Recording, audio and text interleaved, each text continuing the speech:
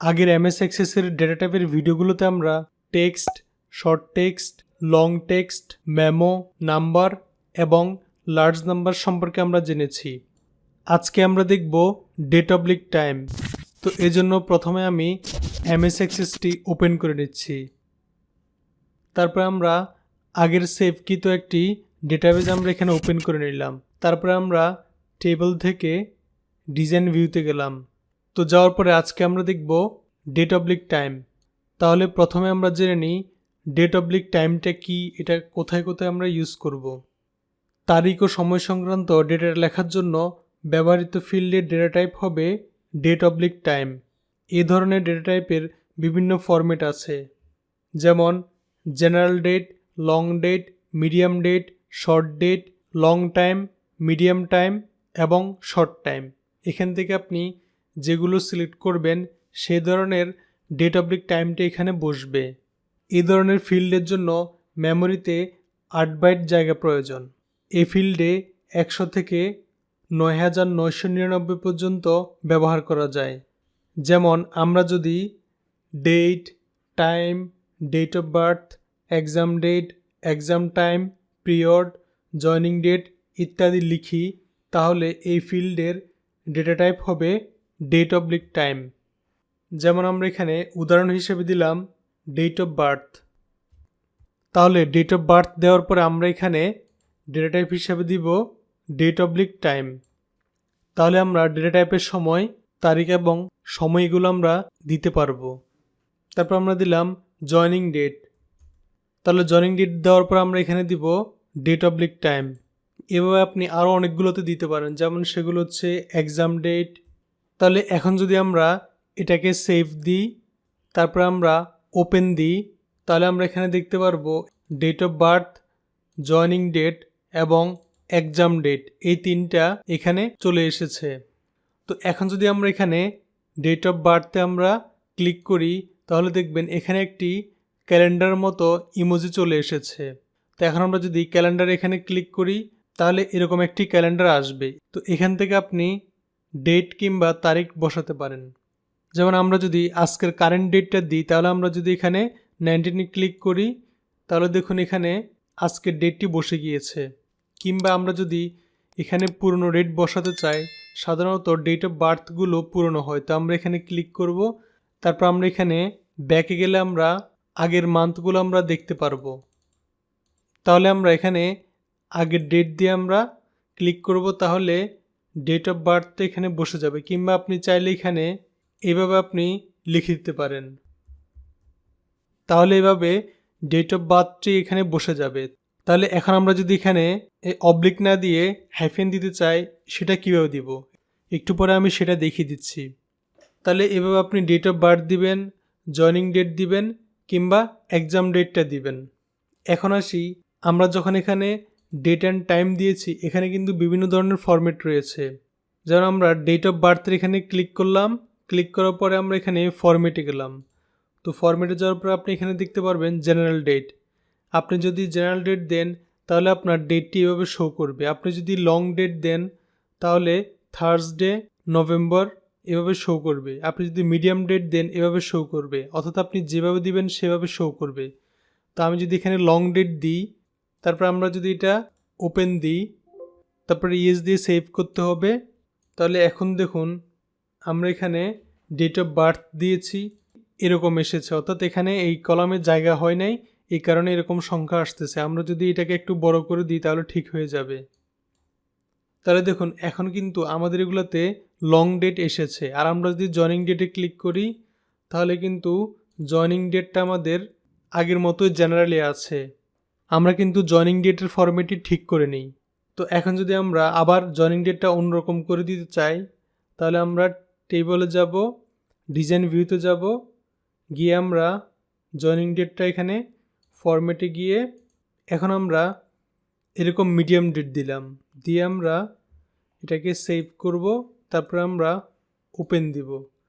তাহলে এখন যদি আমরা জয়নিং ডেট দেখি, তাহলে দেখুন আমাদের জয়নিং ডেটগুলো এভাবে এসেছে। তাহলে এভাবে আমরা ডেটের বিভিন্ন ফরম্যাটগুলো আমরা দিতে পারবো। এখন আমরা দেখব, আমরা যদি এরকম ডিফল্ট ডেটগুলো না দিয়ে ডিফল্ট ভ্যালু দিই, কিংবা নিজের ইচ্ছা মতো আমরা ডেটগুলো কীভাবে বসাবো কিংবা কাস্টম ডেটগুলো আমরা কীভাবে বসাবো সেটা আমরা দেখব। তো আমি এমএস অ্যাক্সেসটি ক্লোজ করে দিচ্ছি এবং নতুন একটি এমএস অ্যাক্সেস ওপেন করলাম। তারপর আমরা ব্ল্যাঙ্ক ডেটাবেজে গেলাম। তারপরে এখানে ডেটাবেজের একটি নাম দিলাম ডেট অ্যান্ড টাইম। তারপর আমরা কিট দিলাম। তাহলে এভাবে আমাদের ডেটাবেজটি ওপেন হয়ে গিয়েছে। তারপর আমরা টেবলে রাইট বাটন ক্লিক করে ডিজাইন ভিউতে গেলাম। তারপর আমরা টেবলের নামটা দিলাম, দিয়ে ওকে দিলাম। তারপরে আমরা এখানে প্রথমে আইডি দিলাম, আইডির অটো নাম্বার থাকবে। তারপর আমরা এখানে দিলাম প্রোডাক্ট নেম। তো আমরা এখানে শর্ট টেক্সট দিলাম। তারপর আমরা দিলাম বাই ডেট। তো আমরা এখানে ডেট অফ টাইম দিলাম। তারপরে দিলাম সেল ডেট, এটাতে আমরা ডেট অফ টাইম দিলাম। এখন আসি আমরা আগেরগুলোতে জেনারেল ডেট দিয়েছি। তো আমরা এখানে কী ধরনের ফরম্যাট দেব, মনে করি আমরা বাই ডেটের উপরে গিয়ে ডেট অ্যান্ড টাইমে ক্লিক করলাম। তারপরে এখন দেখুন এখানে আছে ডিফল্ট ডেট, অর্থাৎ ডিফল্ট ডেট হিসেবে আমরা বাই ডেটে যেই ডেটে আমরা কিনেছি প্রোডাক্টটা, ওই ডেটটা যেন আমাদের কম্পিউটারের যে ডেট থাকে যেন সেটা অটোমেটিকলি বসে যায়, আমরা সেটা দিব। তাহলে আমরা যদি বাই ডেটটা আমাদের কম্পিউটার অর্থাৎ আজকের যে ডেট সেটা যদি অটোমেটিকলি বসে যেতে চায়, সেটা আমরা ডিফল্ট ডেটে সেট করে রাখবো। তাহলে দেখুন আমার কম্পিউটারে এখানে শো করতেছে আজকে নভেম্বর মাসের 19 তারিখ। তা আমরা যখন ডেটাটা ইনপুট করব অটোমেটিকলি আজকের ডেটটা নিয়ে নেবে। তো সেটার জন্য আপনাকে এই ডিফল্ট ভ্যালুতে গিয়ে এখানে একটি কমান্ড টাইপ করে দিতে হবে। তাহলে ডিফল্ট ভ্যালুতে গিয়ে আপনি এখানে দিবেন ইকুয়াল, অর্থাৎ আপনাকে একটি সমান সাইন দিতে হবে। তারপর আপনি এখানে লিখবেন ডেট, DATE। তারপরে ফার্স্ট ব্র্যাকেট শুরু এবং ফার্স্ট ব্র্যাকেট ক্লোজ দিবেন। দেওয়ার পরে আমরা যদি এখন টেবলে গিয়ে ওপেন দিই, তারপরে ইএস দিয়ে সেভ করি, তাহলে এখন দেখুন আমরা যখন এখানে একটি প্রোডাক্ট ডেট দিচ্ছি অটোমেটিকলি কিন্তু আমাদের আজকের ডেটে প্রোডাক্টটি এন্ট্রি হয়ে যাচ্ছে। তাহলে যেমন আমরা এখানে প্রোডাক্ট নেম দিলাম পেন। তারপরে দেখুন আমাদের এখানে অটো বাই ডেটটি বসে যাচ্ছে। তারপরে আমরা এখানে সেল ডেটটি আমরা এখানে বসিয়ে দিলাম। তারপরে আমরা পরেরটাতে গেলাম। তারপর আমরা দিলাম বুক। তাহলে দেখুন অটো আজকের বাই ডেটটি এখানে বসে যাচ্ছে। আমরা যদি পরের দিন এখানে কোনো ডেটা ইনপুট করি তাহলে এখানে অটোমেটিকলি 20 নভেম্বর 2021 এখানে অটোমেটিকলি বসে যাবে। তো এটা হচ্ছে ডিফল্ট, আমরা যখন এখানে ভ্যালু হিসাবে এটা আমরা বসাবো তখন আমরা এরকম একটি রেজাল্ট পাবো। তো এখন আসি আমরা সেল ডেটে যাব। তো আমরা সেল ডেটে ক্লিক করলাম। এখানে ক্লিক করার পরে আমরা এখানে ডিফল্ট ভ্যালুতে আমরা যদি প্রথমে একটি জেনারেল ডেট দেখতে চাই, মনে করি আমরা এখানে ফরম্যাটে গিয়ে আমরা এই জেনারেল ডেটটি দিলাম।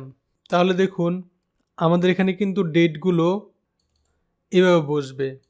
তো আমরা যদি এখানে চাই প্রথমে আমরা ইয়ার দেব, অর্থাৎ প্রথমে আমাদের সালটি থাকবে, অর্থাৎ 2021, 22 কিংবা 23 থাকবে, তারপরে মান্থ, তারপরে ডে। তো এটা থাকার জন্য আমরা এখানে টেবলে গিয়ে ডিজাইন ভিউতে গেলাম। তারপরে যেটার উপরে আমরা এই ডেটটা চেঞ্জ করব সেখানে আমরা দিব, অর্থাৎ আমরা সেল ডেটে আমরা ক্লিক করলাম। তারপরে আমরা এখানে ফরম্যাটে গিয়ে আমরা এখানে টাইপ করে দিব ইয়ার, অর্থাৎ ইয়ার লিখতে আমাদের 4টা সংখ্যা হয়, তো এর জন্য আমরা 4টা ওয়াই দিব। তারপর আমরা হাইফেন দিব। তারপর আমরা দিব মান্থ। তারপরে হাইফেন দিব। তারপর আমরা দিব ডে।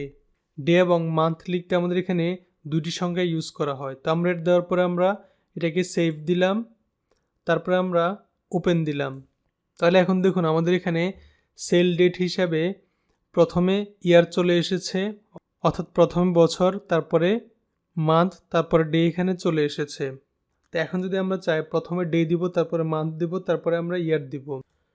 তাহলে এই জন্য আমরা ডিজাইন ভিউতে গিয়ে সেল ডেটে গিয়ে আমরা এখানে প্রথমে দিব ডে। তারপরে এখন আমরা হাইফেন না দিয়ে আমরা দিলাম অবলিক। তারপর আমরা দিলাম মান্থ, মান্থের 2টা এম। তারপর আমরা অবলিক দিয়ে দিলাম ইয়ার। তো এখন যদি আমরা রাইট বাটন ক্লিক করে ওপেন দিই, ইএস দিয়ে সেভ করব, তাহলে এখন দেখুন প্রথমে আমাদের ডে, মান্থ এবং ইয়ারটা এভাবে এসেছে।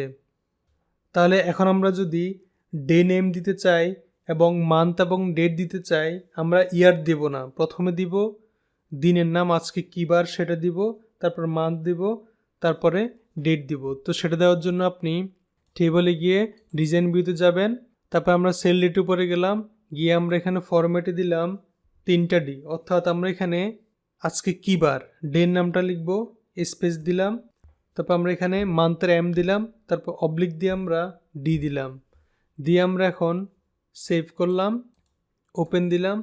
তাহলে দেখুন এখন আমাদের এখানে প্রথমে আসবে দিনের নাম, অর্থাৎ আজকে মানডে, তারপরে আসবে মাস 11 অর্থাৎ নভেম্বর মাস, তারপরে আমাদের ডেটা এখানে আসবে। তাহলে এভাবে আমরা আমাদের মনের মতো করে আমরা এখান থেকে কাস্টম ডেটটা আমরা বসাতে পারবো।